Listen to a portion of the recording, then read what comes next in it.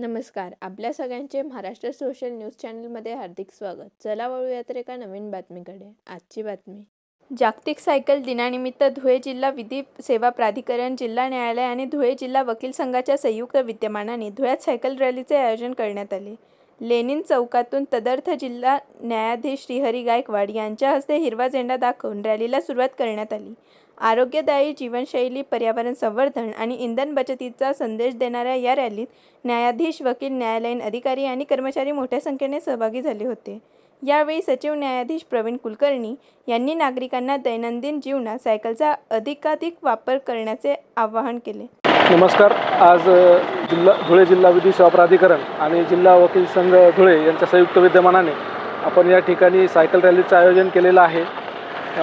Cycle rally याच्यासाठी आवश्यक आहे कारण सायकलबाबत जनमानसामध्ये जनजागृती करणे आवश्यक आहे.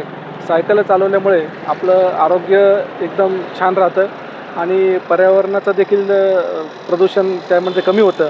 त्यामुळे मी आज रोजी सर्व जनतेला आवाहन करेल की आपण जास्तीत जास्त सायकलचा वापर करून सहकार्य करावे, इंधनाची बचत करावी आणि देशाच्या प्रगतीमध्ये हातभार लावावा. धन्यवाद.